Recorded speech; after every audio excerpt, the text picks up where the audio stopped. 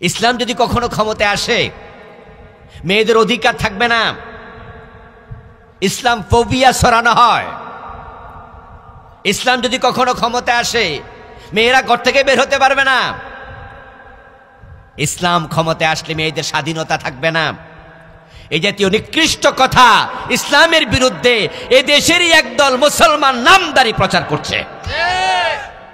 কয়দিন আগে আমাদের দেশের একজন নেতা টেলিভিশন সাংবাদিকদের সাথে সাক্ষাৎকার দিতে গিয়ে তিনি বলেছেন যে আমরা শরিয়া আইনে বিশ্বাস করি না। বলছেনই, আপনারা শুনছেন? যারা শুনছেন তারা একটু আওয়াজ করেন, শুনছেন? তাহলে বোঝা গেল এটা আমি বানাইয়া বলছি না, এটা উনি বলছে। শরিয়া আইনে বিশ্বাস করে না। শরিয়া মানে তো ইসলাম। শরীয়ত মানে কি? শরীয়ত মানে হচ্ছে আমাদের ইসলাম। আমাদের বিয়েতে ইজাব কবুল লাগবে, বিয়েতে সাক্ষী লাগবে, মোহর লাগবে। শরীয়ত মানে 5 ওয়াক্ত নামাজ লাগবে। শরীয়ত মানে রোজা লাগবে। শরীয়ত মানে চোর ধরে হাত কাটা লাগে। শরীয়ত মানে মদ খাইলে 80 বেত দেয়া লাগে, ঠিক কিনা? এখন যদি আপনি বলেন যে আমি এগুলো মানি না, ঈমান থাকবে তো? কিন্তু এই কথা কইলে যে ঈমান যায় এটা কি সবাই বোঝে? বুঝতেও চায় না। কইলে কব হুজুররা রাজনীতি করে, হুজুররা মানুষের বদনাম করে। যারা বাংলাদেশটাকে চেয়েছিল ইসলাম থেকে যুবকদেরকে যুবতীদেরকে দূরে সরাইয়া দেবে এগুলা বলে, তারা পরাজিত হয়েছে। তারা পরাজিত হয়েছে। ঢাকা বিশ্ববিদ্যালয়, চট্টগ্রাম বিশ্ববিদ্যালয়, রাজশাহী বিশ্ববিদ্যালয়, জাহাঙ্গীরনগর বিশ্ববিদ্যালয়, এই 4টা বড় বড় ইউনিভার্সিটিতে ইসলামপন্থীদেরকে ছাত্ররা ছাত্রীরা সবাই মিলে ভোট দিয়ে বিজয়ী করে প্রমাণ করেছে আজকে যুবকদেরকে ইসলাম থেকে দূরে সরানো যাবে না। এই মিথ্যা কথা বলে বলে আলেমদের মাঝে বিভক্তি তৈরি করছে।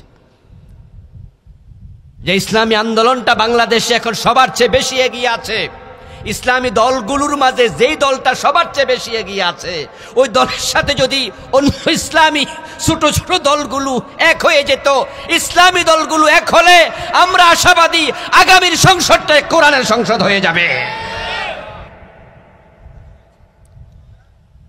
যারা ইসলামকে নারীদের মুখোমুখি দাঁড় করাতে চায়, বিপরীতে দাঁড় করাতে চায়, অথচ আল্লাহ তাআলা সূরাতুন নিসা নামে সূরা নাজিল করে তিনি নারীদেরকে হাইলাইটস করলেন, সম্মানিত করলেন। আর নবীজি সাল্লাল্লাহু আলাইহি ওয়াসাল্লাম তো ঘোষণাই দিলেন। সাহাবী প্রশ্ন করল, আমার সবচেয়ে ভালো আচরণ পাবার অধিকার কার? নবীজি বললেন, তোমার মার। সাহাবী আবার বললেন, তারপরে কে? নবীজি বললেন, তোমার মাম। সাহাবী আবার জিজ্ঞাসা করলেন, তারপরে কে? নবীজি আবারও বললেন, তোমার মা। কয়বার বললেন? মা কি পুরুষ না নারী? সাহাবী প্রশ্ন করেন, সুম্মা মান? তারপরে কে? নবীজি সাল্লাল্লাহু আলাইহি ওয়াসাল্লাম 4 নম্বরে বললেন, তোমার বাবা। মাকে ইসলাম বাবার উপরে 3 বার প্রাধান্য দিল। আল্লাহ নেসা নামে সূরা নাজিল করলো, নবীজি মায়ের কথা 3 বার বলল। আরে জালেম গুলো বলে ইসলাম নাকি নারীদের সম্মান দেয় না।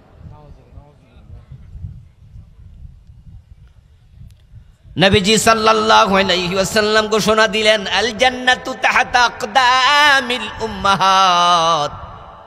ও দুনিয়ার মানুষ শোনো, জান্নাত তোমার মায়ের পায়ের নিচে।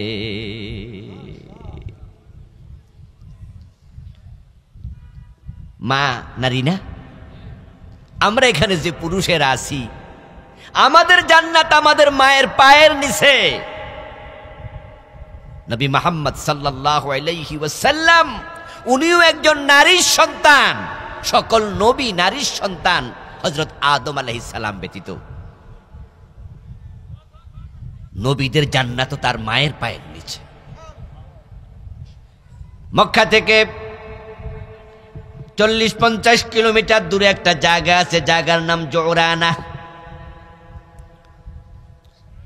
নবীজি সাল্লাল্লাহু আলাইহি ওয়াসাল্লাম জোরানা নামক জায়গায় একবার গনিমতের মাল বন্টন করছিলেন। সেখানে কোন কোন বর্ণনায় পাওয়া যায় তিনি পশু জবে করে গোশত বন্টন করছিলেন। যুদ্ধ থেকে ফেরার পথে গনিমতের মাল বন্টন করছেন। এই অবস্থায় একজন মহিলা প্রিয় নবী সাল্লাল্লাহু আলাইহি ওয়াসাল্লামের কাছে হেঁটে হেঁটে আসছে। কাছে আসার পর রাসূল সাল্লাল্লাহু আলাইহি ওয়াসাল্লাম নিজের গায়ের চাদরটা মাটির মাঝে বিছায়া ওই মহিলাকে ইস্তেকবাল জানায়া বলে, আপনি এখানে বসেন। নবীজির গায়ের চাদরের মাঝে ওই মহিলা বসে পড়ল। কোন একজন সাহাবী তা দেখলেন, ওই নারীকে তিনি চিনেন নাই, তাই তিনি আশ্চর্য হয়ে প্রশ্ন করলেন, বিশ্বনবীর গায়ের চাদরে বসে যায় এমন মহিলাকে? তাই জিজ্ঞাসা করলেন তার পরিচয় কি। কোন একজন বলে দিলেন, চিনো না নাকি? এটা আমার রাসূলের দুধমা হালিমা সাদিয়া। দুধমা পেটে ধরনেওয়ালা গর্ভধারিণী মানা, দুধ খাওয়াইছে দুধমা। প্রিয় ভাইয়ের, আপনাদের কাছে বলি, আপনারা আর আমরা তো এক দলের চিন্তা, একই চিন্তার মানুষ। কষ্টে বলি আর কি, যে আমাদের কিছু মুসলমানের সন্তান বলছে ইসলাম নাকি নারীদের সম্মান দেয় না।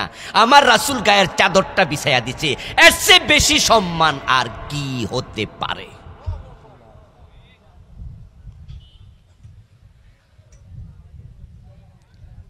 আলহামদুলিল্লাহ, খুশির খবর হলো, যারা ইসলামের বিরুদ্ধে এই কথাগুলো প্রচার করেছে, ইসলাম ফোবিয়া,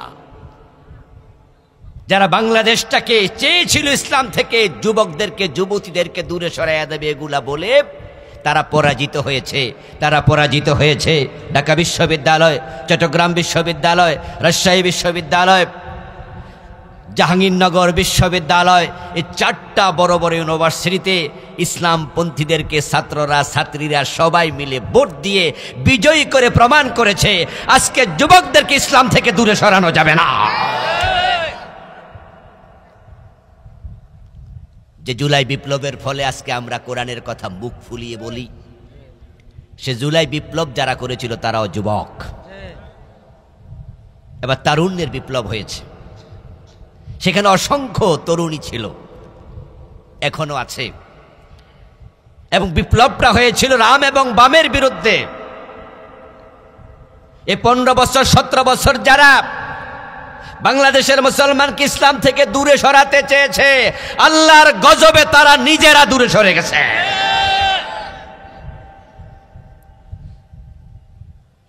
সূরা নিসা আয়াত নাম্বার 137।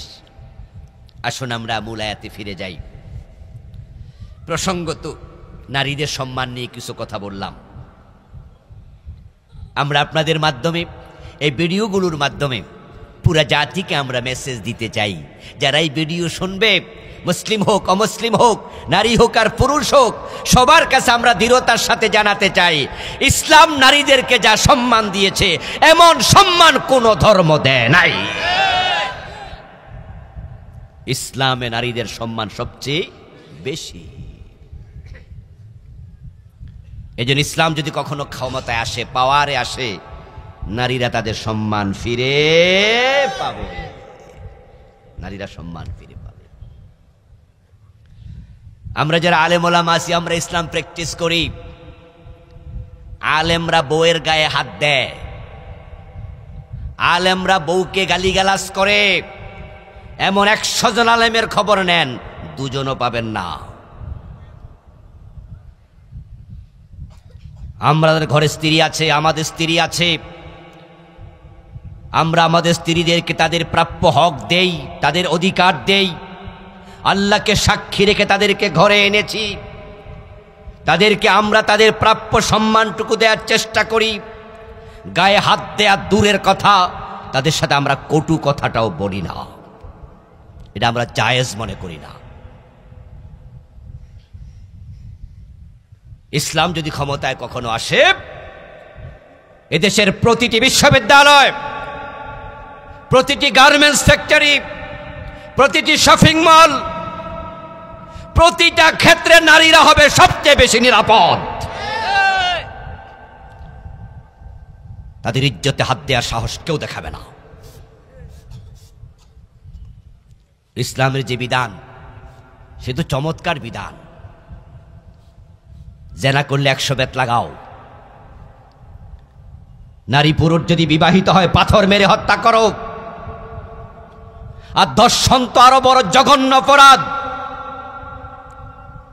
দর্শনকারী যদি বিবাহিত হয় আর তাকে পাথর মেরে হত্যা করে সেই দৃশ্যটা ভিডিও করে প্রচার করা যায়, টেলিভিশনে হাইলাইটস করা যায়, ইউটিউবে আপলোড করা যায়, পত্রিকার হেডলাইন করা যায়, কিভাবে একটা দর্শককে হত্যা করা হচ্ছে পাথর মেরে, এই দৃশ্য জাতিকে দেখালে হাজার দর্শক তারের মতো সোজা হয়ে যাবে।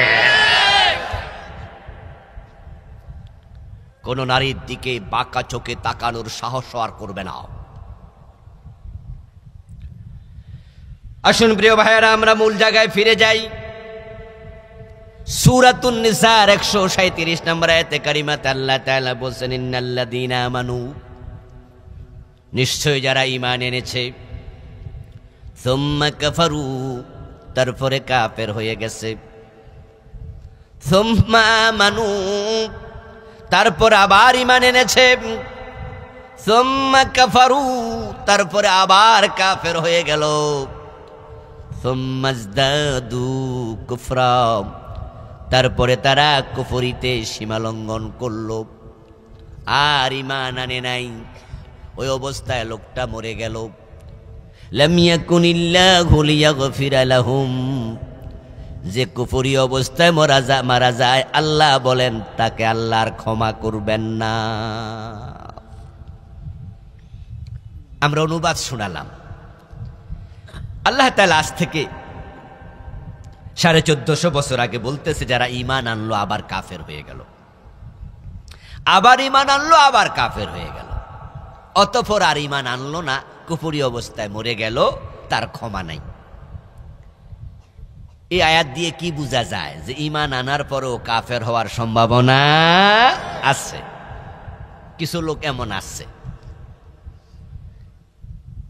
যদি আজ থেকে 1450 বছর আগে সাহাবাই কেরামের যুগে নাজিল হওয়ায় কোরআনের মাঝেই কথা থাকে, ওই যুগে যদি এমন লোক থাকে যারা ঈমান এনে আবার কাফের হয়ে গেছে, আজকের যুগে এই জাতীয় লোকের সংখ্যা কমেছে না বেড়েছে? নবীজি সাল্লাল্লাহু আলাইহি ওয়াসাল্লামের সময় যারা মুনাফিক ছিল, আল্লাহ তাদেরকে, নবীজিকে কোরআনের আয়াত নাজিল করে, ওহী নাজিল করে সিনায়া দিছে, তারা মুনাফিক। যাদের ঈমান মুলতবি ছিল তাদেরকে আল্লাহ সিনায়া দিছে, অমুক, তাদেরকে সালাম কালাম দিও না, তাদেরকে সমাজচ্যুত করে রাখো, ওই লোকদেরকে আমি আল্লাহ ভালোবাসি না, শাস্তি দিয়েছি সমাজ বিচ্যুতির। তারা নিজেরাও বুঝেছে আমাদেরকে সমাজচ্যুত করা হয়েছে। 3 জন বড় বড় সাহাবী, কাব বিন মালিক, হিলাল ইবনে উমাইয়া, মুরারা বিন রবি রাদিয়াল্লাহু তাআলা আনহুম, তারা যুদ্ধে যায় না তাবুকে, তাই তাদের ঈমান আল্লাহ তাআলা 50 দিনের জন্য কিছুটা ঝুলাইয়া রাখছে। সমাজচ্যুত করা হয়েছে, সালাম দিলে সালাম নেওয়া হতো না, তাদের সাথে কথা বলা বন্ধ, নবীজি কথা বলতেন না। এক পর্যায়ে তাদের স্ত্রীদের বিছানা আলাদা করে দেয়া হলো, এক বিছানায় ঘুমানোর অনুমতিটাও আর নাই। 50 দিন পর তাওবা কবুল হয়েছে।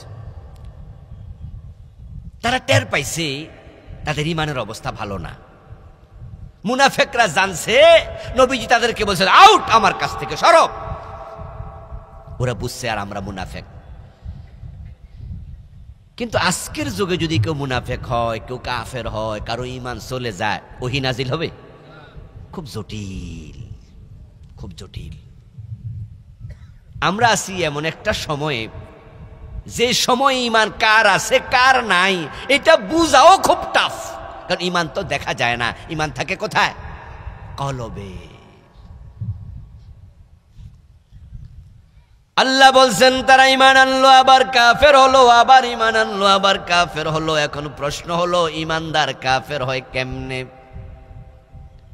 এরপরে আল্লাহ আবার বলে, লাম ইয়াকুনিল্লাহু লিয়াগফিরা লাহুম, কাফের হয়ে গেলে আর ক্ষমা নাই। ক্ষমা নাই মানে যার ক্ষমা নাই তার কপালে জান্নাতও নাই। যদি আমরা বুঝতে পারতাম যে আমার ঈমানটা চলে গেছে, তাহলে বুঝার কারণে হতো আমি তাওবা করে আবার ঈমান আনার সুযোগ ছিল। কিন্তু বুঝতেই তো পারেন নাই। এখন কি উপায়? ডাক্তারের কাছে গেছে, পরীক্ষা নিরীক্ষা করে ডাক্তার দেখে ক্যান্সার। এখন ডাক্তার জানাইল রোগীর ক্যান্সার। তখন রোগীর অভিভাবকরা বলে, স্যার কি করব, এখন কি করা যায়? ডাক্তার বলতেছে, হায় রে, একবার যদি আপনি বুঝতে পারেন তাহলে এখন আপনি তাওবা করতে পারবেন, কিন্তু আজরাইল আসার পরে বুঝার কোনো লাভ নাই। নবীজি সাল্লাল্লাহু আলাইহি ওয়াসাল্লামের হাতে হাত রেখে কালেমা পড়ার পরও মুরতাদ হয়েছে, বেঈমান হয়েছে এমন কিছু লোক ছিল। তার মাঝে একজন বিখ্যাত, তার নাম ইবনু খাতাল। সে মুরতাদ হলো, মুরতাদ অবস্থায় মরে গেল। আরেকজনের নাম ছিল আব্দুল্লাহ ইবনে সারাহ, আবি সারাহ, আব্দুল্লাহ ইবনে আবি সারাহ। তিনি নবীজির সময় কালেমা নিছে, পরে মুরতাদ হয়ে গেছে, কিন্তু কিছুদিন পর আবার তাওবা করে কালেমা পড়ছে, নবীজি তাকে ক্ষমা করে দিছে। আব্দুল্লাহ ইবনে আবি সারাহ রাদিয়াল্লাহু তাআলা আনহু তিনি কুফরি করে ফেললেন, পরে আবার তাওবা করে কালেমা পড়লেন। নবীজি বললেন, ঠিক আছে, কালেমা যেহেতু পড়ছো যাও মাফ। ইমানের উপরে পরে অটল ছিলেন, অবিচল ছিলেন। ওসমান যখন খলিফাতুল মুসলিমিন, তখন উনাকে মিশরের শাসনকর্তা, গভর্নর বানাইছেন। কিন্তু ইবনু খাতালের কি খবর?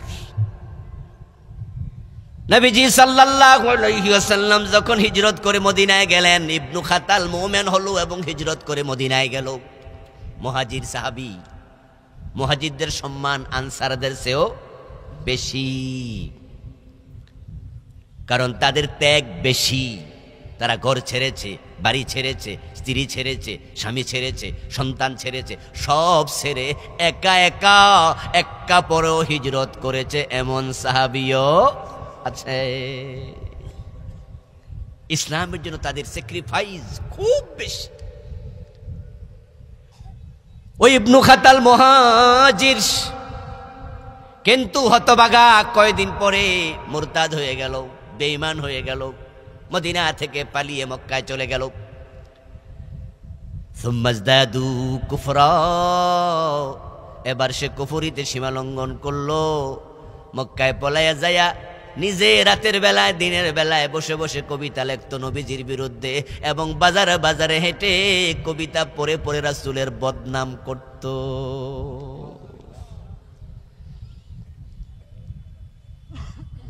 হতভাগা ইসলামের বিরুদ্ধে এত বেশি লাগলো, নবীজির বিরুদ্ধে কবিতা লিখে বদনাম করে বেড়াইত।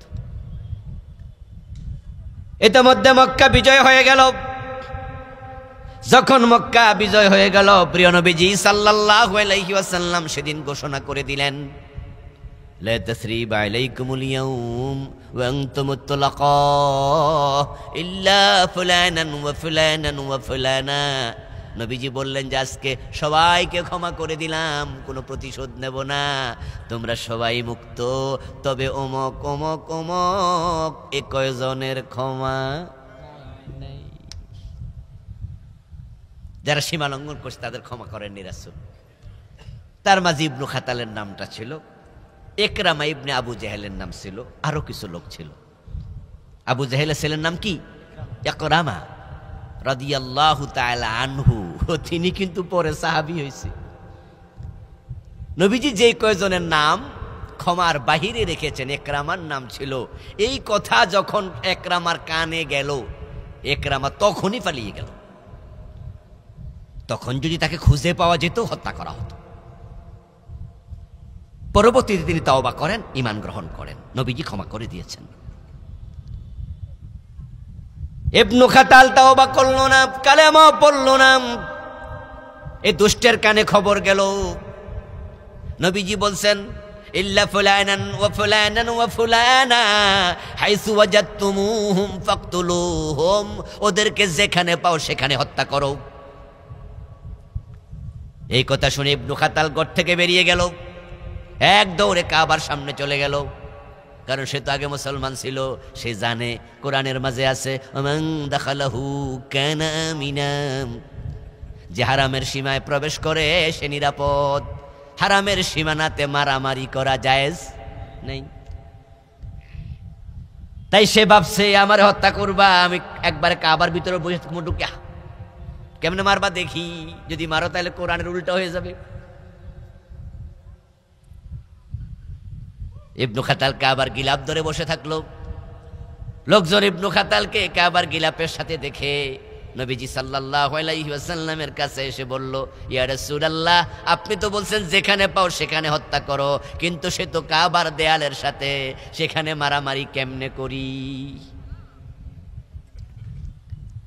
নবীজি সাল্লাল্লাহু আলাইহি ওয়াসাল্লাম তখন বললেন, আজকের একদিনের জন্য আল্লাহ কাবার হুরমত তুলে নিছে।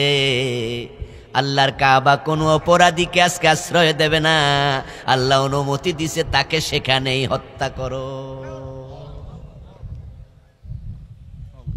ইবনু খাতালকে কাবার গিলাপের সাথে হত্যা করা হলো। নবীজির সময় যদি মানুষ ঈমান হারা হয়, মুরতাদ হয়, এখন আমাদের ঈমান হারা হওয়ার সম্ভাবনা নাই, বিপদ। এখনকার যেই যুগ চলছে, এই যুগে তো মানুষ কথায় কথায় বেঈমান হয়। আল্লাহর নবী ব্যতীত কারো ঈমান নিরাপদ নয়। সব মানুষের কাছে শয়তান কুপকাত হতে পারে, কিন্তু নবীদেরকে শয়তান থেকে হেফাজত করে কে? এজন্য বলা হয় নবীগণ মাসুম। কি বলা হয়? নবীগণ মাসুম, নবীগণ নিষ্পাপ, নবীগণ মাসুম। এই যে আমি আপনাদের কাছে বললাম, এটা তো আমার অন্তরের কথা, আমার কলিজার কথা। আমরা বিশ্বাস করি নবীগণ মাসুম, এটাই আমি আপনাদের শোনালাম। কিন্তু এই দেশের কিছু জালেম আছে, এ টুপি মাথায় দিয়া, পাগড়ি মাথায় দিয়া, ওরা বলে আমরা নাকি নবীদেরকে মাসুম মানি না। আমাদের উপর তাদের আরোপিত অপরাধ, এই অভিযোগ, এই তহমত, এই বিচার আমরা আল্লাহর কাছে চাইবো ইনশাআল্লাহ। এই মিথ্যা কথা বলে বলে আলেমদের মাঝে বিভক্তি তৈরি করছে। যে ইসলামী আন্দোলনটা বাংলাদেশে এখন সবার চেয়ে বেশি এগিয়ে আছে, ইসলামী দলগুলোর মাঝে যেই দলটা সবার চেয়ে বেশি এগিয়ে আছে, ওই দলের সাথে যদি অন্য ইসলামী ছোট ছোট দলগুলো এক হয়ে যেত, ইসলামী দলগুলো এক হলে আমরা আশাবাদী আগামীর সংসদটা কোরআনের সংসদ হয়ে যাবে। কিন্তু ইসলামী এই দলগুলোর মাঝে বিভাজন তৈরি করছে, এই জাতীয় কথা বলে যে না না ওদের সাথে এক হওয়া যাবে না, ওরা নবীদেরকে মাসুম মানে না। ওদের দাবি সম্পূর্ণ মিথ্যা, ওদের এই কথা সম্পূর্ণ মিথ্যা। নবীদেরকে আমরা মাসুম মনে করি, তাদেরকে হেফাজত করে কে? আল্লাহ। এজন্য কোন নবী ঈমান থেকে বিচ্যুত হন নাই, তারা ঈমানের উপরে ছিলেন। ইভেন তারা ইচ্ছা করে কবিরা গুনাহ করেন নাই। কোন গুনার কাছাকাছি হলে আল্লাহ নিজে ওদেরকে হেফাজত করতেন।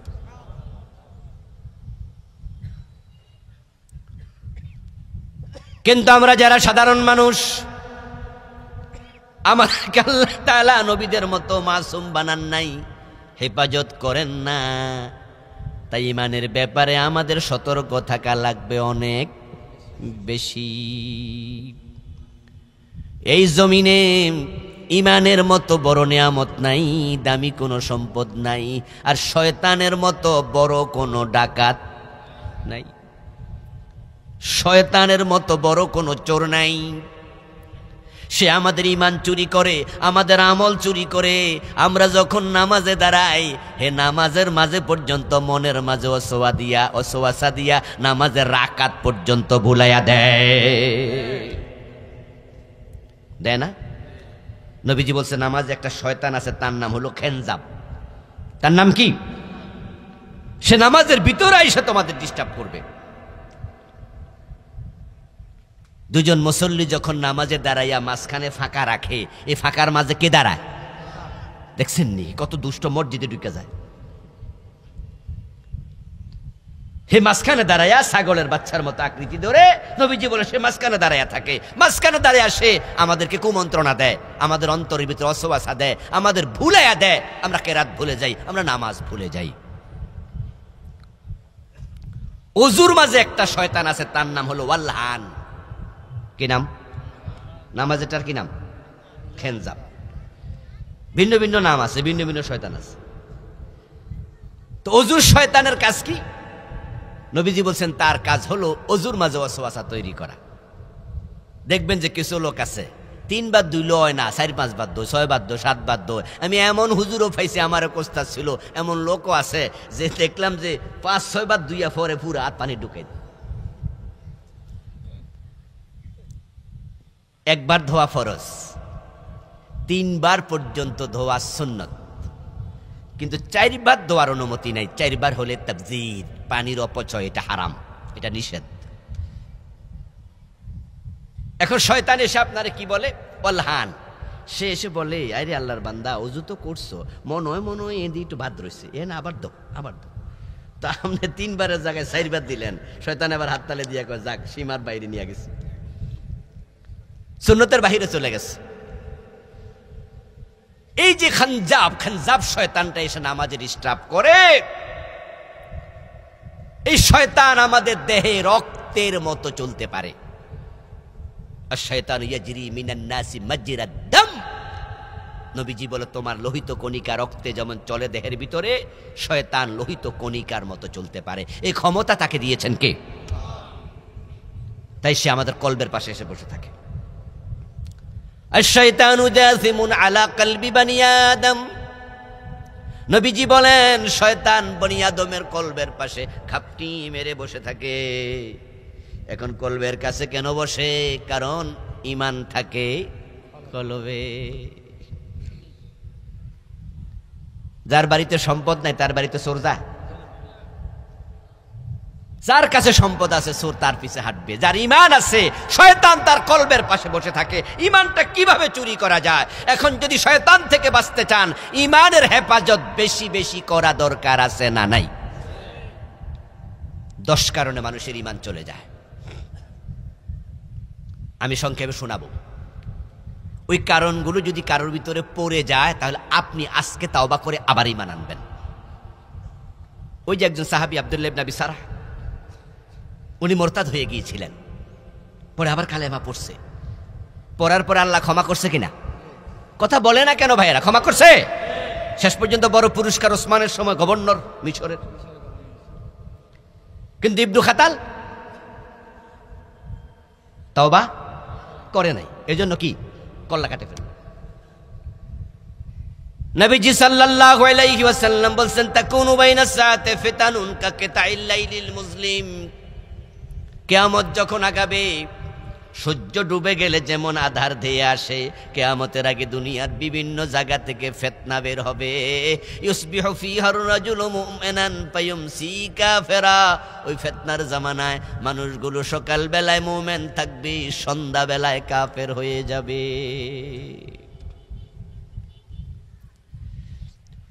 وقال النبي صلى الله عليه وسلم إن العبد لا يتكلم بالكلمة من سخط الله لا يلقي لها بالا يهوي بها في جهنم।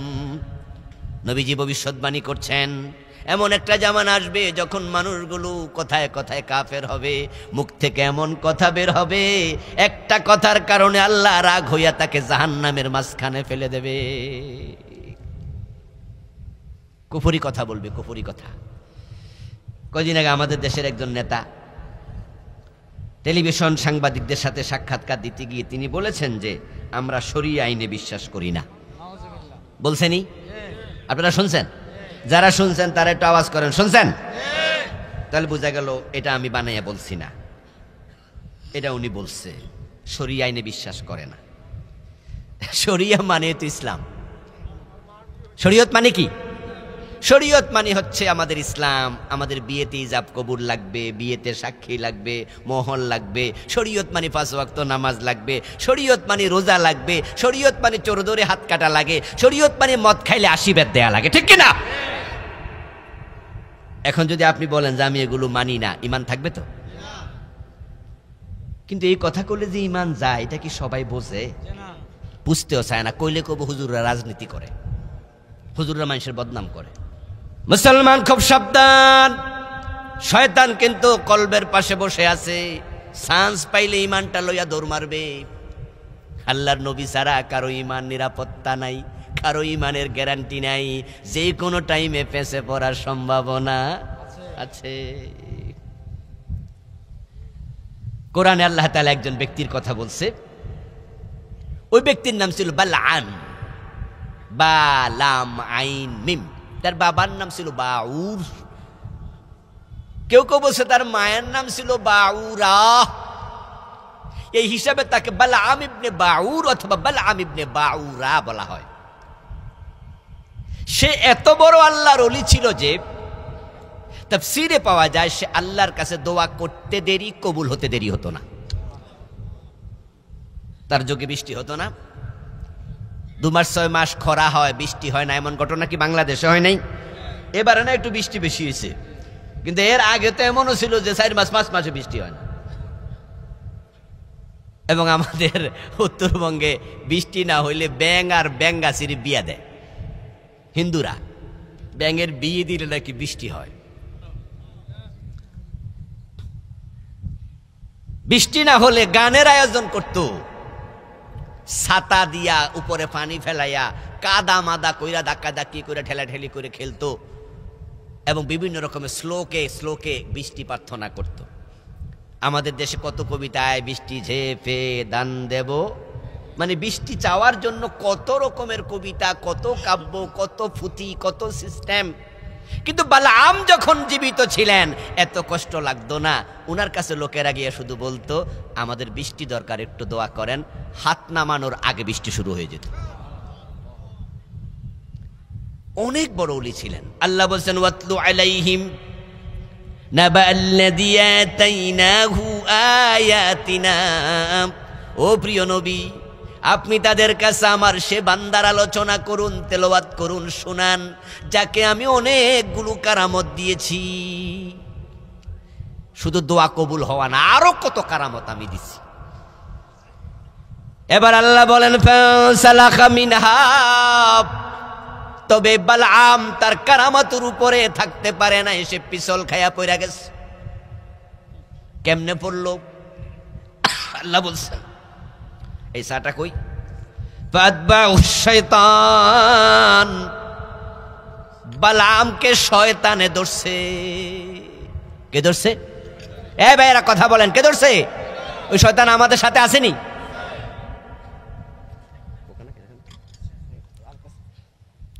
শয়তানে ধরছে। তাহলে বোঝা গেল আল্লাহর ওলিও শয়তানে ধরতে পারে।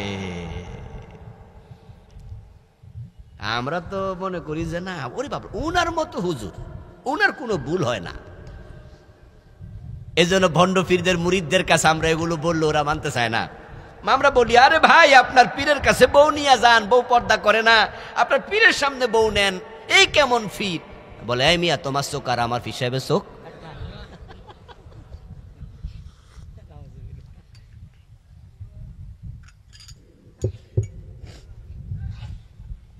পিসাব তো নামাজ পড়ে না, থাক থাক এখানে, পিসাব তো বেনামাজি। আপনার বুঝাইতেছেন বেনামাজি, হে কয় না না আমার পিসাব মক্কা শরীফের নামাজ পড়ে চললেই থাকে। বাংলাদেশে এনতে নাকি আসরের নামাজ মক্কা শরীফ পইরা তারপরে বাড়িতে মাগরিব যায় আবার পরে। আহারে মানুষ। এবং একদল তো আরো জালেম, এরা তো তা কয় যে পরে, তা কোথায় যায় পরে? মানে বালা জায়গা যায় পরে, যেখানে পড়লে প্রতি রাকাতে 1 লাখ। আরেক দল কি বলে জানেননি, যে না এই পর্যায়ে গেলে আর নামাজ লাগে না, মানে এই তো পর্যায়ে আছে। যেমন পাস করতে করতে করতে করতে MA পাস, এরপরে কি পাস কই তো আর নাই তো। তো ওরা বলতেছে যে আল্লাহর কাছে যাওয়ার জন্য দাফ আছে, এজন্য ওরা বলে ফির, ওলি, আবদাল, কুতুব, গাউস এরকম বানায়, অনেক লাইন বানায়। তো বানাইতে বানাইতে একটা পর্যায়ে গেলে নাকি আর ইবাদত লাগে না। আমার একজন ড্রাইভার ছিল, এখন সে সৌদি আরবে চাকরি করে। সে আমাকে বলল যে তার এলাকায় এক ভদ্রলোক, তার এলাকা মানে সে যেখানে থাকে সাভারে, আমিও সাভারে ছিলাম, বলল তার পরিচিত এক লোক, সে নামাজ পড়ে কিন্তু তার আপন বড় ভাই নামাজ পড়ে না, দুইজন একই পীরের মুরিদ। তো আমার ড্রাইভার সাহেব বলল যে হুজুর আমার একটু ইচ্ছা জাগলো, কি রে একই ফিরের মুরিদ একজন নামাজ পড়ে আরেকজন পড়ে না, যে কারণটা কি বুঝলাম না কিছু। তো জুমার দিন মসজিদের বাহিরে সে বসে আছে, সে গাড়ির কাজ করাচ্ছে, দেখলো যে বড় ভাই যেটা এই জুমার মসজিদের পাশ দিয়া বাড়ির দিকে যাচ্ছে, এর মাঝে আজান শুরু। আমার ড্রাইভার সাহেব বলতেছে, তখন আমি ওই বড় ভাইটাকে বললাম যে চাচা নামাজে যাইবেন না, নামাজে যাইবেন না।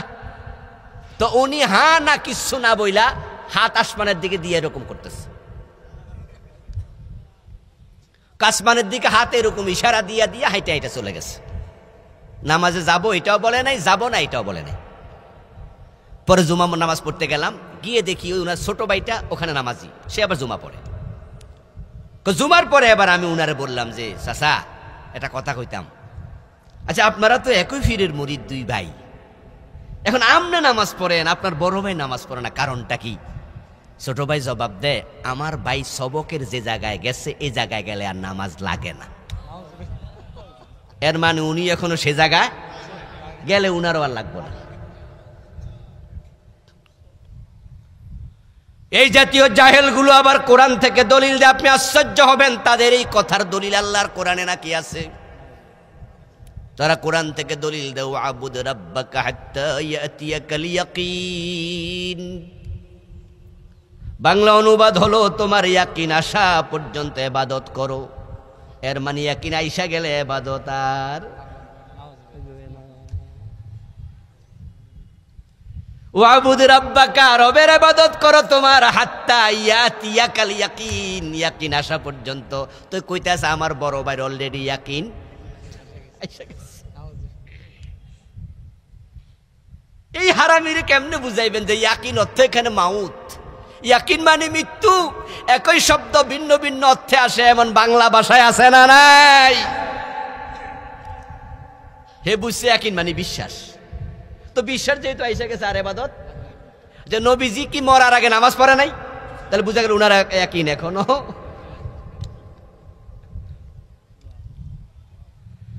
বলছিলাম ওই ব্যক্তি বালআম, তার পিছনে শয়তান ছিল, আল্লাহর বড় ওলি, ফাতবাহু শায়তান ফাকানা মিনাল গাবিন। আল্লাহ বলে তাকে শয়তান ধরেছে, আর শয়তানের কুপকাত এক পর্যায়ে তাকে একবার কুপকাত করে ফেলেছে। শয়তান তাকে তার অনুসারী বানাইয়া বিভ্রান্ত বেঈমান বানাইছে, সে ঈমান হারা হইয়া মরে গেছে। তো বালআম যদি কোরআনে বর্ণিত আয়াত নিদর্শনওয়ালা কারামতওয়ালা অলি হইয়া ঈমান হারাতে পারে, তার ঈমান বিভ্রান্ত হয়, সে বিভ্রান্ত হয়ে ঈমান হারায়, আমাদেরও সম্ভাবনা আছে।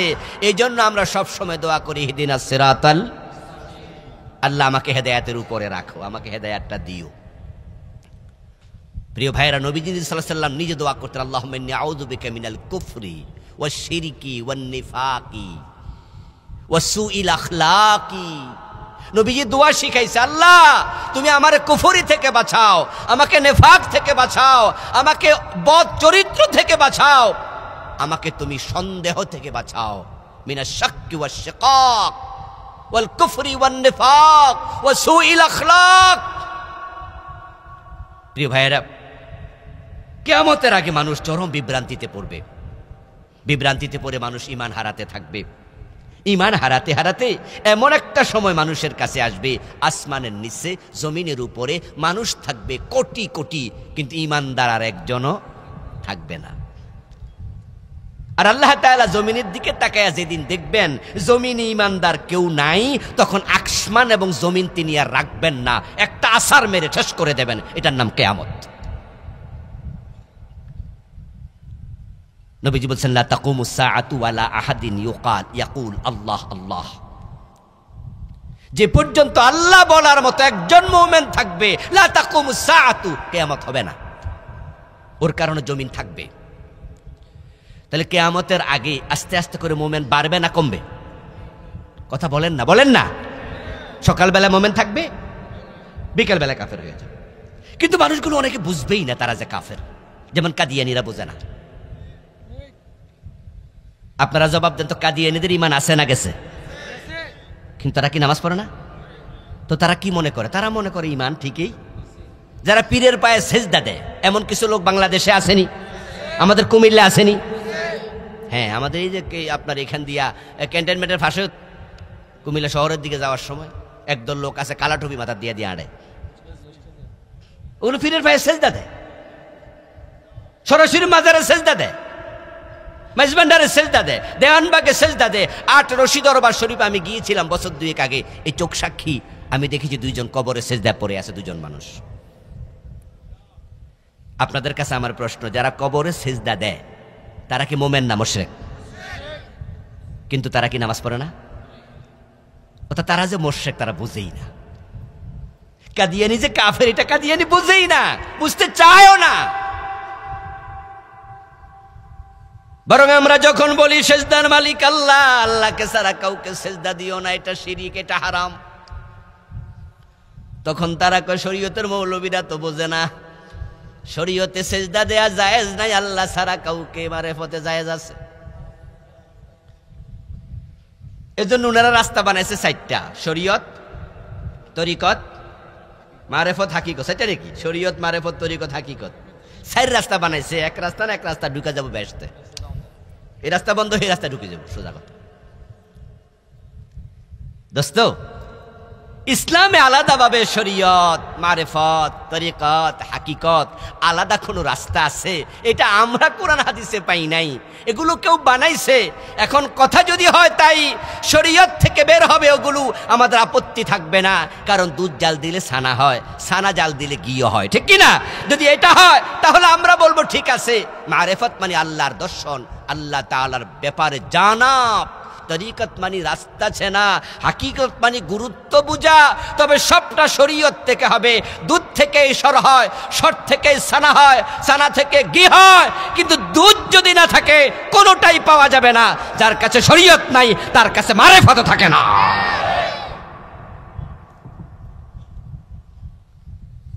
কিন্তু তারা নাকি মারেফতের ফির, মানে শরীয়তের ফির না, কিসের ফির? আমি বলি এটা মারেফত না, এটা মরার ফত। ওই পথে ঢুকলে আর উপায় নাই। আমরা বলি সেজদা দিও না ভণ্ড পীরকে, দিলে সেখানে ঈমান থাকবে না। তারা তখন যুক্তি দেয় কোরআন থেকে দলিল দিয়ে, বলে আদম আলাইহিস সালাম রে ফেরেশতা সেজদা দিছে, তো ফেরেশতারা কি মুশরিক হইয়া গেছে? কি ফেসের কথা রে ভাই, যে পীরের পায়ে সেজদা দিলে মুরিদ হয় মুশরিক।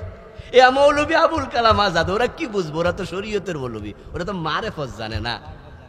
এজন্য ওরা বলে এত হাজার জাহেরি, এত হাজার। তারা যারা বলে জাহেরি আর বাতেনি, সংখ্যা কোনটা বেশি, জাহেরিতে না বাতেনিতে? ওরা কি বলে জানেননি আপনারা? 30,000 জাহেরি, 70,000 হইল বাতেনি। ভাই অনেক বেশি। তো আমি বললাম যে যেটা বাতিনি এটা তোমরা জানলা কেমনে? তো জানলে আর বাতিনি থাকে কেমনে? আপনারা কি আমার কথা বোঝেন? তো যেটা বাতিনি এটা তোমার ফি জানলো কেমনে, আর জানলে বাতিনি থাকলো কেমনে? আদম আলাইহিস সালামকে ফেরেশতারা সেজদা দিছে, এই কথা যুক্তি দিয়া পীর সাহেব সেজদা নিচ্ছে। এজন্য এরা সেজদার নাম বানাইছে আলাদা, এটা নাকি সেজদায়ে তাজিমি। বলে এটা সেজদায়ে তাআব্বুদি না, সেজদা 2 প্রকার। তারা বলে সেজদায়ে তাআব্বুদি, সেজদায়ে তাজিমি। যেটা ইবাদতের সেজদা সেটা আল্লাহকে দিতে হবে, অন্যকে দেয়া যাবে না। কিন্তু ফেরেশতারা জিবরিল আমিন সহ আদমকে যে সেজদা দিয়েছে এটা ইবাদতের সেজদা ছিল না, এটা সেজদায়ে তাজিমি। আমরা পীর সাহেবকে এটাই দেই। এই জাহেলদেরকে আমরা কেমনে বুঝাই? দোস্ত, আমার ওয়াজ আপনি নেবেন কি নেবেন না এটা আপনার ব্যাপার, আপনি বুঝবেন কি বুঝবেন না এটাও আপনার ব্যাপার। কাদিয়ানীদেরকে আমরা বলেছি শেষ নবী মুহাম্মদ, গোলাম আহমদ কাদিয়ান নবী না, এটা মানলে ঈমান থাকে না। তারা আমাদের কথা নেয় না, নিল না, এতে কি আমাদের কোনো ক্ষতি আছে? যে নেয়নি সে জাহান্নামী, নিলে তার লাভ হইতো। তা আমি যে ওয়াজগুলো এখন করব 10 কারণে ঈমান যায়, কোনটা আপনার গায়ে পড়ে যাবে। যদি আপনি আবার খাট্টারামি করেন যে হুজুরের এটা নেমু না, তা আমার ক্ষতি কি? ডাক্তারের কাজ রোগ ডায়াগনোসিস করা, নাকি রুগীর ওষুধ খাওয়া? যদি রুগী ওষুধ না খায়, ডাক্তার কয়নি আমরা আমি খাইলাম,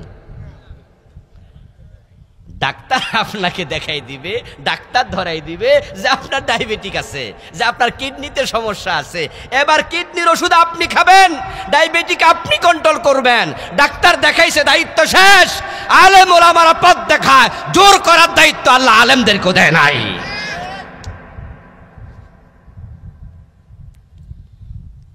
এই জন্য আমরা বিনয়ের সাথে বলি, আমরা সুন্দর সুন্দর শব্দে বলি।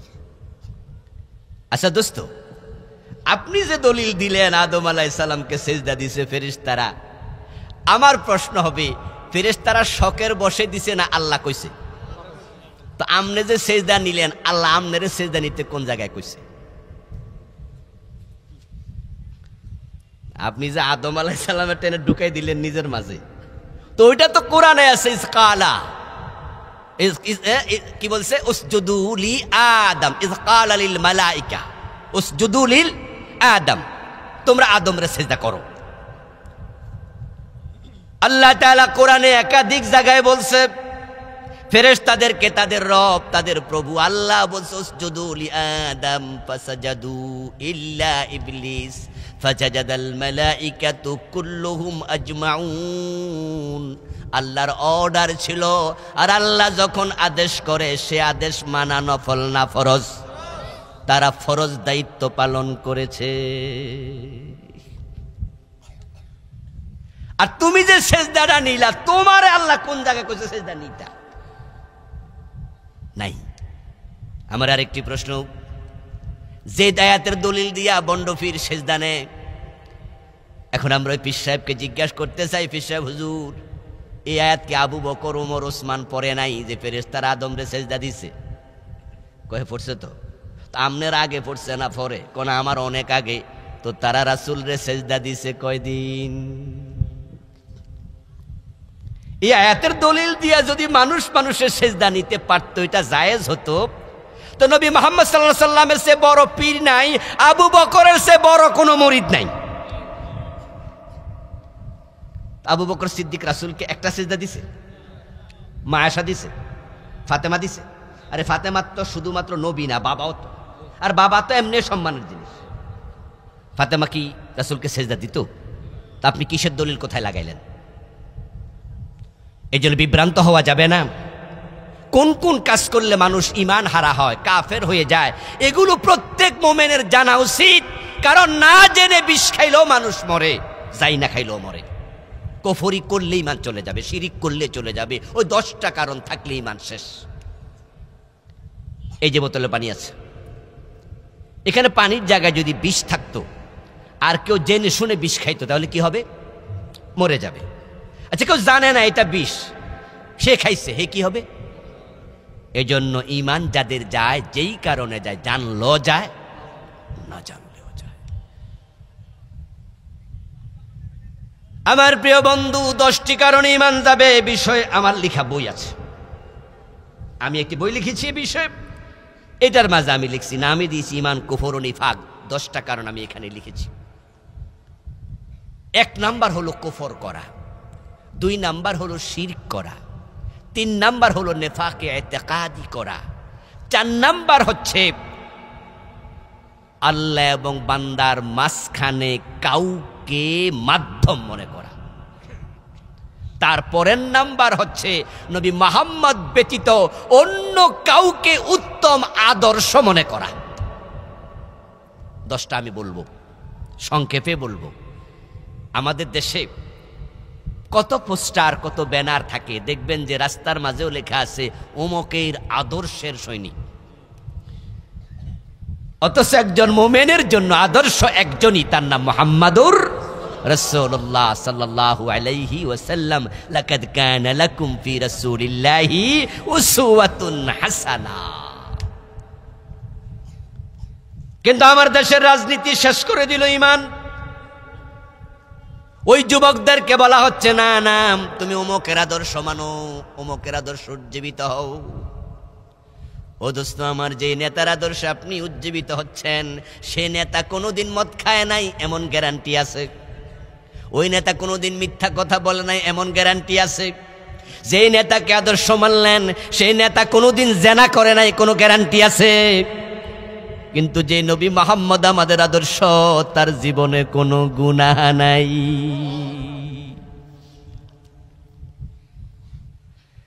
এমন একজন মানুষকে মুসলমানের সন্তান সামনে পাইয়া অন্য নেতাকে আদর্শ বানালে ঈমান থাকবে কেমনে? দোস্ত, যদি মুহাম্মদ সাল্লাল্লাহু আলাইহি ওয়াসাল্লাম আপনার আমার জীবনের আদর্শ হতো, তাহলে আমরা এবার দেখতাম তার কর্মনীতি কি, তার কর্মপন্থা কি, তার লাইফ স্টাইল কি। আমরা তখন দেখতাম তিনি যখন আমার নেতা, আমার আদর্শ, আমার মডেল, আমার আইকন, আমার সোয়া, আমার কদুয়া, আমার নামুজাজ, আমার একমাত্র লিডার, আমার ইমাম। তাই তিনি রাষ্ট্র চালাইছেন কোরআন দিয়া। আমি যদি কখনো নেতা হই, কর্মী থাকি, আমিও একটাই কথা বলবো, রাষ্ট্র চালাতে হবে কোরআন দিয়া। কিন্তু যখন আপনার নেতা, আপনার আদর্শ অন্য কেউ হয়ে যায়, তখন আপনি আর কোরআনের কাছে থাকেন না। যে যাকে ফলো করে সে তার মতোই হয়। এজন্য আপনি দেখবেন যে আমাদের দেশে মাঝে মাঝে কিছু ইয়াং পোলাপানের চুলের কাটিং দেখলে বোঝা যায় হে মনে হয় রোনাল্ডোর লোক। বোঝা যায় না? অমক অমক তমক। কিরে ভাই, তোমার মাথার চুলের ডিজাইন কেন? বলো হুজুর দেখেন না, এই যে বিশ্বকাপ চলতেছে, অমকের চুলের ডিজাইন। এবং মাঝে মাঝে আমরা যখন চুল কাটতে বিভিন্ন সেলুনে যাই, তখন সেলুনে দেখি কিন্তু 10টা 20টা মানে সুন্দর সুন্দর করে ছবি থাকে। সেখানে এক একটা কাটিং এক এক রকম। আমরা চিনি না, আমরা বুঝি না, আমরা জানি না, কিন্তু এগুলা যাদের জন্য লাগাইছে এরা ঠিকই বোঝে। যে যাকে ভালোবাসে সে তাকে ফলো করে। এখন আপনি যদি আপনার আদর্শ নবী মুহাম্মদকে বানান, তাহলে আপনার জীবনের বটম থেকে টপ। আপনি যখন পায়জামা পরবেন, তখনও আপনি ভাববেন যে আমার পায়জামা টাকনুর নিচে যেতে পারে না। আমার আদর্শ তো মুহাম্মাদুর রাসূলুল্লাহ, উনি তো টাকনুর নিচে কাপড় পরেন নাই। নবী মুহাম্মদকে আদর্শ বানালে আপনার মাথায় চিন্তা আসবে, আমার মুখে ক্লিন শেভ হবে না, ব্লেড এখানে লাগবে না। আমার রাসূল তো মুখে ব্লেড লাগান নাই। নবীজিকে আদর্শ বানালে আপনি ভাববেন যে আমার মেয়ে বেপরদায় স্কুলে যেতে পারে না, আমার স্ত্রী বোরকা ছাড়া রাস্তায় যেতে পারে না, আমার রাসূল স্ত্রী সন্তানরা বেপরদায় কখনো চলেন। আরে আমার কথা আপনার কাছে তিক্ত হতে পারে, মনে হতে পারে আমি অমুক রাজনীতির বিরুদ্ধে বলছি, অমুক দলের বিরুদ্ধে না। আমি আপনাকে বলছি ব্যক্তিকে না, নবী মুহাম্মদকে আদর্শ বানান, জীবনটাই পাল্টে যাবে, জীবনটাই পাল্টে যাবে। ঈমান চলে যায় প্রথম কারণ কুফর, যেটা সংক্ষিপ্তভাবে বলেছি। এখন কুফর কি? কুফর হলো এ কোরআনের চিন্তার বাহিরে চিন্তা লালন করা। এটা ঈমানের বিপরীত পরিভাষা। ঈমান চিনো তাহলে কুফর বুঝবে ভাই। ঈমান মানে হলো ওয়াতাসদীকু বিমা জাআ বিহিন নাবিয়্যু মিন ইনদিল্লাহ, আমার রাসূল আল্লাহর পক্ষ থেকে যে কিতাব নিয়ে আসছে এটাকে বিশ্বাস করা। এই কিতাবের বিসমিল্লাহর বা থেকে মিনাল জিন্নাতি ওয়ান নাসের সিন পর্যন্ত যাহা আছে সবটাকে একসাথে বিশ্বাস করার নাম হলো ঈমান। এখানে সামান্য দ্বিমত করলে ঈমান আর থাকে না, এটার নাম হলো কুফর।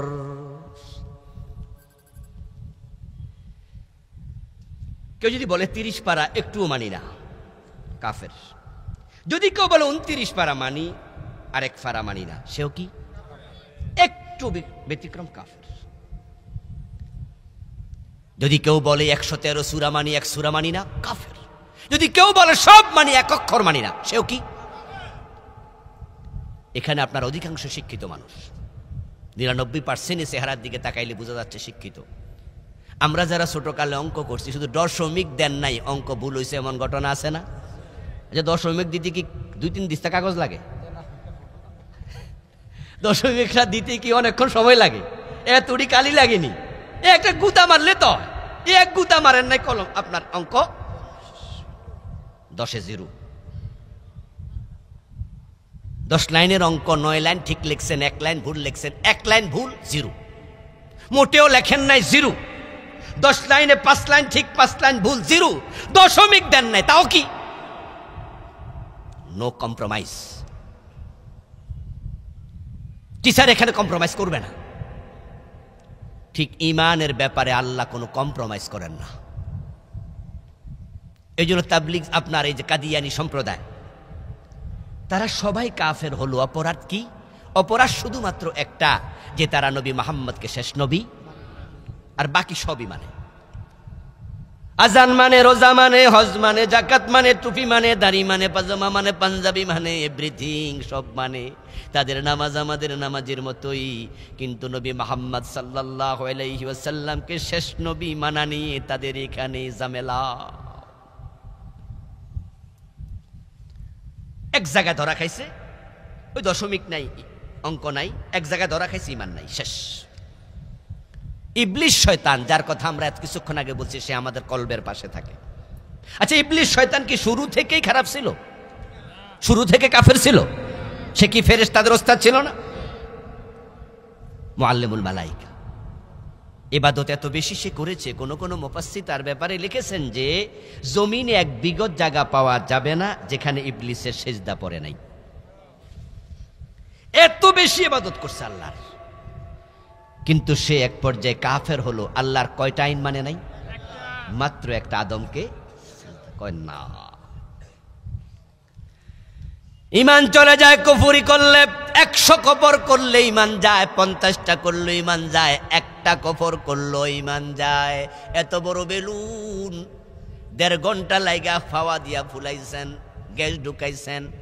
এখন ওই বেলুন থেকে হাওয়া বাইর করার জন্য ছিদ্র 5টা করা যে কথা, একটা করাও। একটা জায়গায় দ্বিমত করে কাদিয়ানী কাফের হয়ে গেল, আল্লাহর একটা আইন অস্বীকার করে ইবলিস কাফের হয়ে গেল। এবার আপনাদের কাছে একটু আসি, আওয়াজ দিয়ে বলুন তো, চোর ধরে হাত কাটার আইন কোরআনে আছে না নাই? 54 বছরে কয়দিন মানছেন? জেনা করলে 100 বেত লাগাতে হবে, এমন আইন কোরআনে আছে না নাই? 54 বছরে কোন আদালতে মানছে? জমিন যার আইন চলবে তার, এমন অর্ডার কোরআনে আছে না নাই? লাহুল খালকু ওয়াল আমর, সাবধান, সৃষ্টি যার, আইন চলবে শুধুই তার। এই ঘোষণা কার? জোরে বলেন না কার? তো আওয়াজ দিয়ে বলুন তো, সৃষ্টি কার? আমরা কার? তো আইন চলা উচিত কার? কিন্তু 54 বছর আল্লাহর আইন চলে না, ব্রিটিশ আইন। শয়তান মানে নাই কয়টা? তা আমরা মানি না কয়টা? তো ফতুয়ার স্ট্যান্ড গান শয়তানের দিকে ফিরাই দিলেন, নিজের খবর কি? قال رسول الله صلى الله عليه وسلم يأتي على الناس زمان يجتمعون في المساجد ليس فيهم مؤمنون।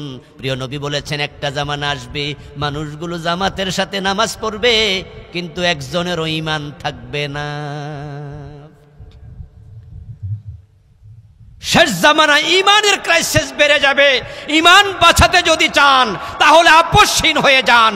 আমরা গত 17 বছর ফ্যাসিস্টের আমলেও এই মাহফিল গুরুতে যখন কথা বলতাম, একটি কথা নির্দ্বিধায়, নিশ্চিন্তে, জোরে আওয়াজে, গলা উঁচু করে বলেছি, যা হওয়ার হবে, আল্লাহ ছাড়া কারো আইন মানি না, মানি না, মানি না।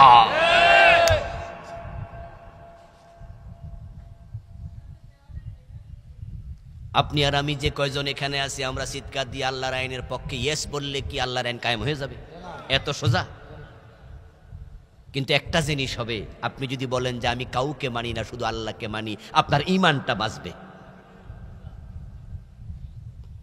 কিন্তু আমি যদি আপনাকে বলি যে চোর ধরে হাত কাটার আইন হোক, আপনি কি চান? আপনি বললেন যে ভাই এগুলো রাজনৈতিক দরকার নাই, এসব আজ আমার লাগে না, তাহলে বোঝা গেল আপনি এই আয়াতের সাথে এখন একমত হতে পারেন নাই। আপনাকে যদি আমি বলি যে দেশে সুদ বন্ধ হয়ে যাক, রাষ্ট্রীয় আইন হোক, আপনি কি চান? আপনি সাথে সাথে বললেন যে ভাই এসব বাদ দেন তো, অর্থনীতি বড় কঠিন জিনিস, সুদ না যদি না চলে, রাষ্ট্রে যদি সুদ না চলে, আমি না হয় না খাইলাম, আপনি না হয় না খাইলেন, কিন্তু রাষ্ট্রীয়ভাবে সুদ বন্ধ করা, তাহলে IMF ঋণ দেবে না, বিশ্বব্যাংক ঋণ দেবে না, ADB ঋণ দেবে না, রাস্তাঘাটের উন্নতি হবে না, তাহলে বোঝা গেল ঘুরাইয়া ফিরাইয়া সুদের পক্ষে। যখনই আপনাকে বললাম যে আল্লাহর আইনে দেশ চলুক, তখন আপনি বললেন 72-এর সংবিধান, তাহলে কি হবে?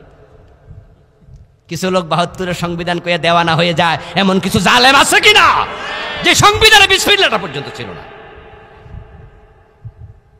71 দেশ স্বাধীন হয়, 72-তে সংবিধান লেখা হয়। আরে 72-তে সংবিধান যখন লেখে, এই সংবিধান লেখার যে কমিটি, এটার প্রধান ডক্টর কামাল, হে এখনো বাইসা আছে। হে কি হিন্দু ছেলে? কিন্তু বিসমিল্লাহ কই? বিসমিল্লাহর সাথে পর্যন্ত দুশ্মনী। শহীদ প্রেসিডেন্ট জিয়াউর রহমান রাহিমাহুল্লাহ, তার জন্য আমরা দোয়া করি আল্লাহ তার কবরকে জান্নাতের টুকরা বানাও। উনি বিসমিল্লাহ সংযোজন করে বুঝাইছে তিনি ডানপন্থী, তিনি ইসলামের পক্ষের লোক। এই জন্য এবার তো আমি বলি আমাদের হাতে এবার দেশ। জুলাই বিপ্লবের পরে রামেরা পালাইছে, বামেরা পালাইছে, হাসানুল হক ইনু, রাশেদ খান মেনন, এই সবগুলো বাম এখন জেলখানায়, কিছু পালাই আছে, তাদের আশ্রয় প্রশ্রয় দাতা তারাও পালাইছে। এখন আমরা ডানপন্থীদের হাতে বাংলাদেশ, আমরা চাইলে এবারই কোরআন সংসদে ঢুকে যাবে। আমরা চাইতে হবে। ইন্নাল্লাহা লা ইউগাইয়িরু মা বিকওমিন হাত্তা ইউগাইয়িরু মা বিআনফুসিহিম। ওই জাতির ভাগ্য আল্লাহ পরিবর্তন করে না যে জাতি নিজের ভাগ্য পরিবর্তনের চেষ্টা করে না। আমার বন্ধু কুফরি, এই বইতে 56টা কুফরি লিখেছি। কত কথা আছে কুফরি, দুই একটা উদাহরণ দেই, বুঝবেন, বাকিগুলো জানবেন। মেয়ের বিয়ে সব ঠিক হয়েছে, কিন্তু বিয়েটা ভেঙে গেছে। তো পাশের বাড়ির একজন জিজ্ঞাসা করতেছে, ভাইজান আপনার মায়ের নাকি বিয়ে ঠিক হয়েছিল, ছেলে নাকি ইঞ্জিনিয়ার, শুনলাম বুয়েট থেকে পাশ করা, ঢাকা ভারত বড় চাকরি করে, দেখতে শুনতে খুব হ্যান্ডসাম, কিন্তু বিয়ের খবর কি? উনি জবাব দেয়, ভাইজান সবই ঠিক হয়েছে, কিন্তু মেয়ে তো ছেলের পছন্দ করে নাই, কারণ ছেলের মুখে দাড়ি আছে। তাহলে প্রবলেমটা কি? কথা কয় না কেন রে কুমিল্লার ভাইয়ারা? প্রবলেমটা কি? ওসে লম্বা সমস্যা, সার্টিফিকেটের সমস্যা, চাকরিতে সমস্যা, বেতনের সমস্যা, অপছন্দের জায়গা শুধু দাড়ি। যদি কেউ দাড়িকে অপছন্দ করে তার ইমান, দাড়ি না রাখলে ইমান যায় না, এটা সুন্নত, কিন্তু অপছন্দ করলে ইমান থাকে না। কথাকে বুঝাইতে পারতেছি আমি? দাড়ি কেউ রাখে না সে কাফের না, কিন্তু কেউ যদি বলে দাড়ি আমার পছন্দ না, সে নবী মুহাম্মদ সাল্লাল্লাহু আলাইহি ওয়াসাল্লামের সুন্নাহকে ইনকার করেছে। নবীজির সাব্যস্ত সুন্নাহকে ইনকার করা কুফর।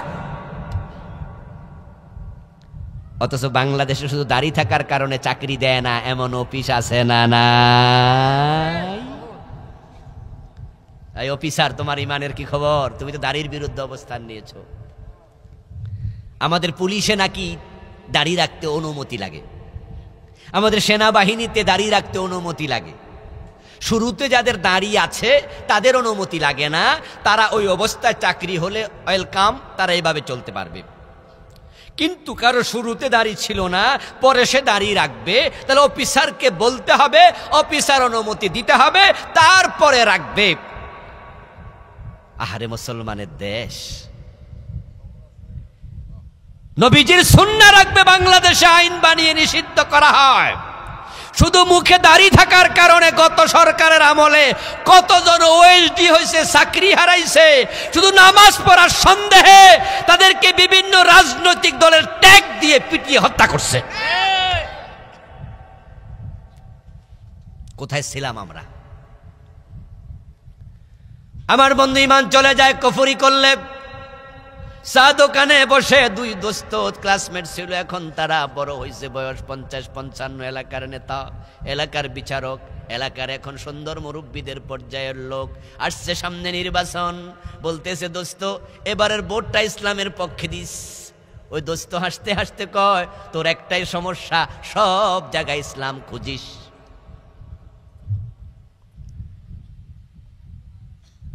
সাথে সাথে ইমান শেষ। এই শব্দটাই কুফর। সব জায়গায় ইসলাম খুঁজিস, তোর একটাই দোষ। বলুন তো, সব জায়গায় ইসলাম খোঁজা এটা দোষ না গুণ? কথা বলেন, দোষ না গুণ? উদখুলু ফিস সিলমে, এ কথা কার? বাংলা অর্থ কি? তুমি ইসলামে পুরা ঢোকো।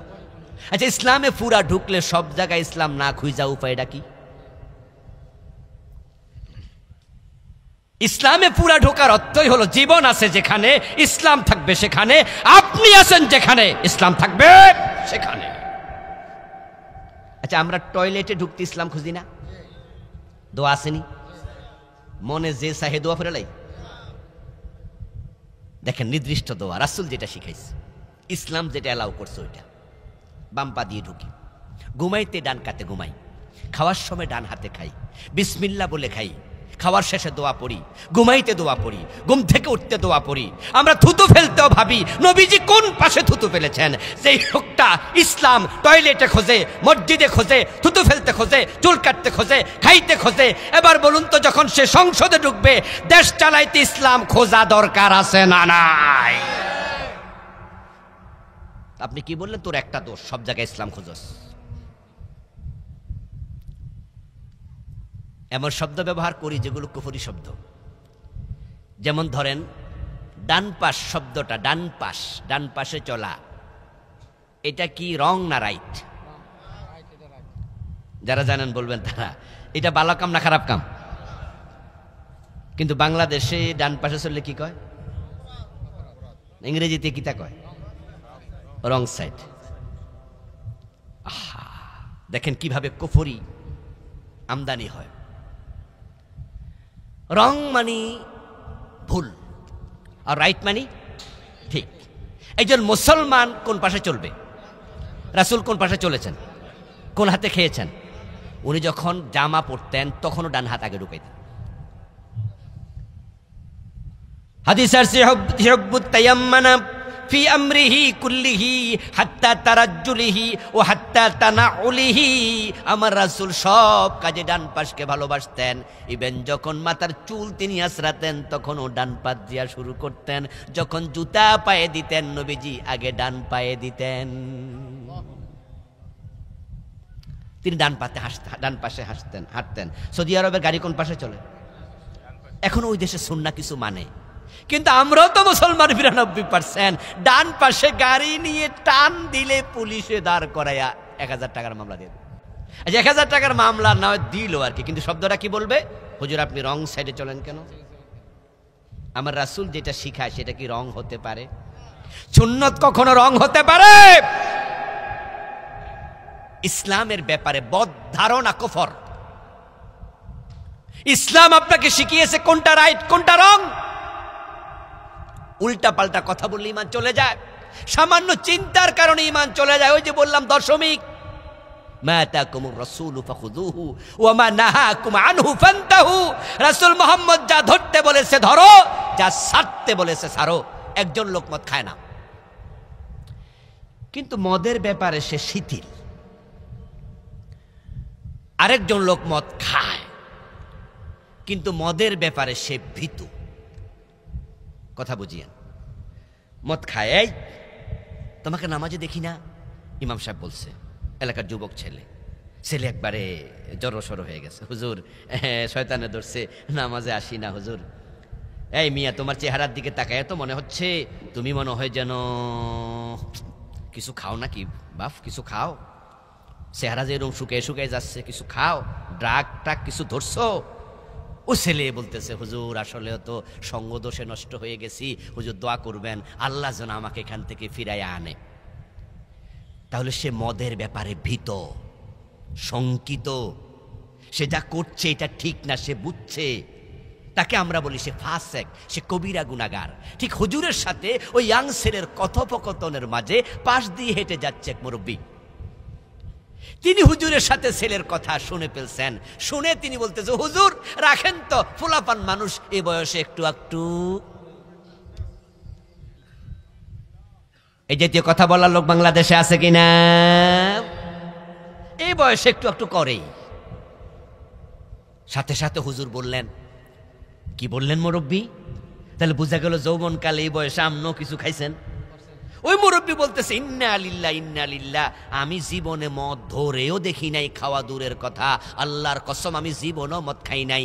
আসলে মুরব্বীর কথা সত্য, কিন্তু তিনি যৌবনকালে মদ খাইলে মাইন্ড করে না। আমি খাই নাই, কি হয়েছে, পোলাপানে খাক, এ বয়সে একটু একটু খায়, এ চিন্তার কারণে তার ঈমান শেষ। যে মদ খাইলো ওই ফুলা কাফের হইল না, আর ওই বেটা মদ না খাইয়া কাফের হলো। তাহলে বুঝা গেল ঈমান হলো চিন্তা, চেতনা, কর্ম সবটার মিলানো নাম।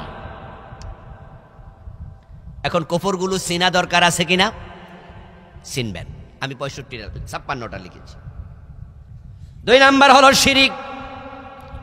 বাংলাদেশে তো শিরকের বড় একটা ক্ষেত। মূলা খেতে যেমন মূলা পাওয়া যায়, টমেটো খেতে যেমন টমেটো পাওয়া যায়, আমার বাংলাদেশ আর ভারত আর পাকিস্তান আর ইরান, আফগানিস্তানের কিছু অঞ্চল সহ আমাদের বিশাল একটা জোন আছে যেখানে শিরকের অভাব নাই। কিন্তু আল্লাহর বড় দয়া, সৌদি আরবে যান, কাতারে যান, দুবাইয়ে যান, সেখানে কোনো ভণ্ড পীরের মাজার পাওয়া যাবে না।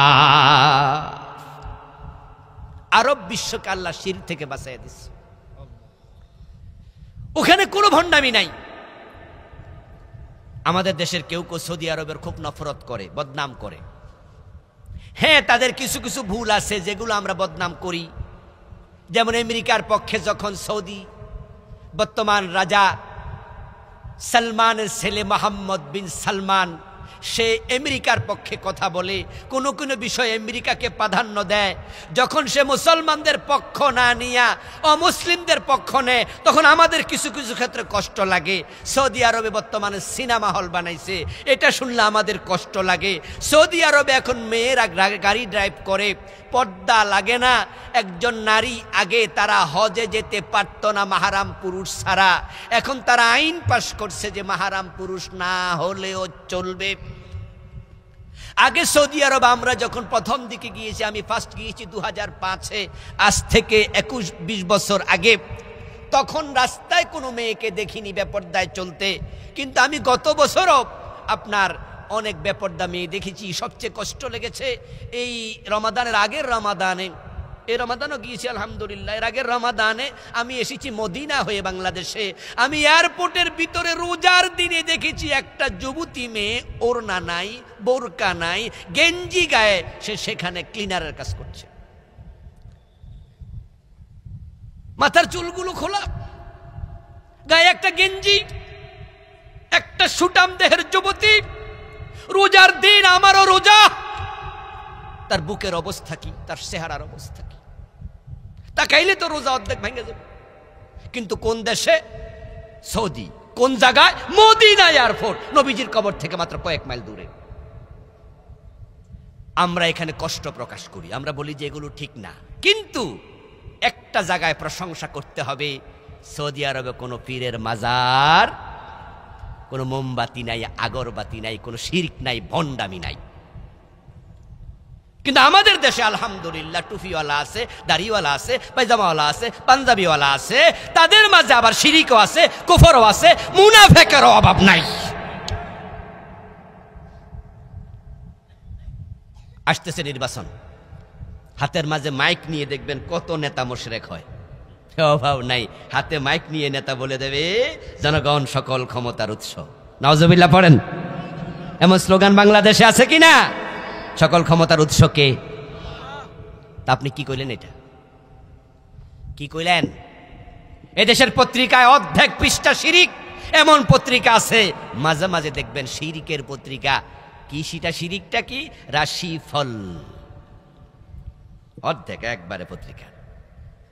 তুলা রাশি, কুম্ভ রাশি, কন্যা রাশি, মর্কট রাশি, বৃষ রাশি, কি নাম রে বাবা, করতে যে বানায় আছে আল্লাহ জানে। তারপরে আবার সুন্দর করে লিখে দেয় যাদের তুলা রাশি আগামী সপ্তাহ ভালো যাবে, ব্যবসায় উন্নতি হবে, বিয়ে করলে সুন্দরী বউ। এখন তো তুলা রাশিওয়ালা খুব খুশি, আগামী সপ্তাহ ভালো যাবে। এই চিন্তাটাই শিরিক। কারণ 1 মিনিট পরে কি হবে আল্লাহ ছাড়া কেউ জানে না। আওয়াজ দিয়ে বলুন তো, গায়েবের মালিক কে? ভবিষ্যতের এলমের মালিক কে? তো পত্রিকাওয়ালা কেমনে জানলো?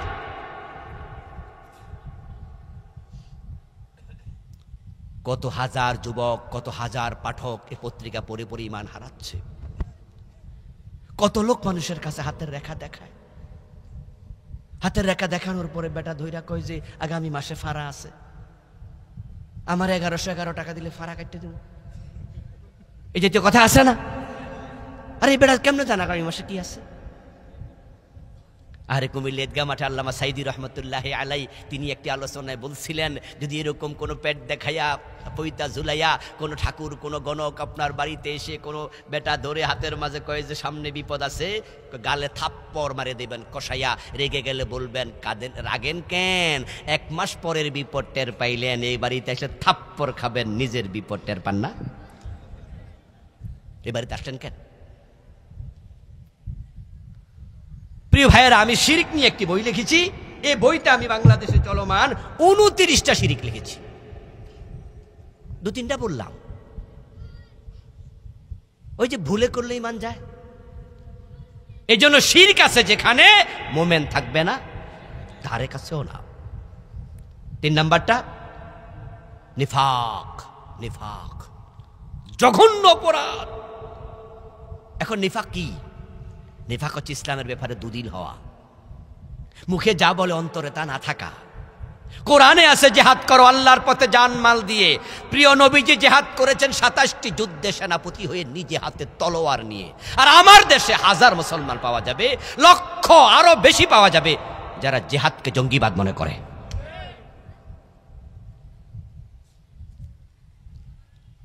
ইযা উনজিলাত সূরাতুম মুহকামা ওয়া যুকিরা ফীহাল কিতাল رأيت الذين في قلوبهم مرض ينظرون إليك نظر المغشي عليه من الموت।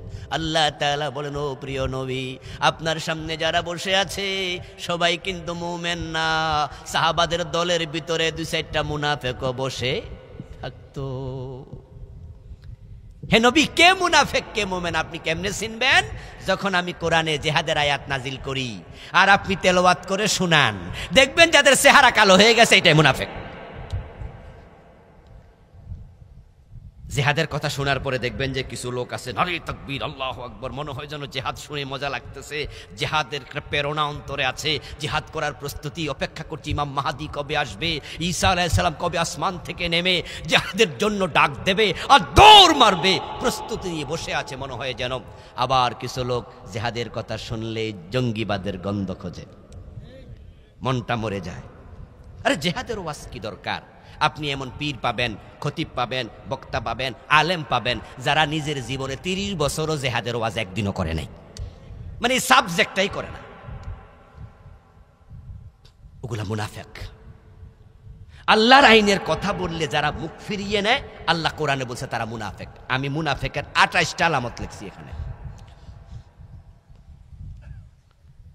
আপনারা তো শুনেছেন, কথা বললে মিথ্যা বলবে, আমানত দিলে খেয়ানত করবে, ওয়াদা দিলে খেলাপ করবে, এগুলো মুনাফিকের আলামত। এগুলো ছোট ছোট আলামত।